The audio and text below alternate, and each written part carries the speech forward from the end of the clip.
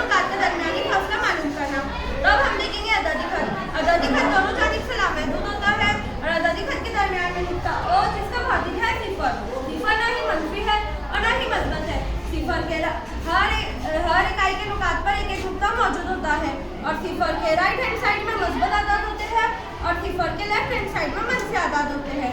अब हम देखेंगे सिफर के राइट हैंड साइड में नुक्ता और मुहद्दिद की शनाख्त करना। तो ए का मुहद्दिद है 1, वैसे ही बी का मुहद्दिद है 2। अब हम देखेंगे सिफर के लेफ्ट हैंड साइड में बी का मुहद्दिद है नफी 1 और क्यू का मुहद्दिद है नफी 2। अब हम मालूम करेंगे दो नुकात का दरमियानी फासला।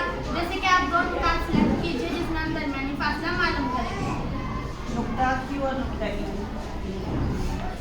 डी का मुहद्दिद है नफी 4 और क्यू का मुहद्दिद है नफी 2, इसलिए 4 बड़ा है नफी 2 से, इसलिए फासला डी क्यू बराबर 4 नफी बड़े में से छोटा नफी करने पर 2 नफी बराबर नफी नफी जमा 4 जमा 2 बराबर 6, यानी कि क्यू और डी के दरमियान में 6 इकाइयों का फासला है। क्या वाकई में क्यू और डी के दरमियान 6 इकाइयों का फासला है? हम बताते हैं 1, 2, 3, 4, 5 और 6। क्यू और डी के दरमियान 6 इकाइयों का फासला है। शुक्रिया।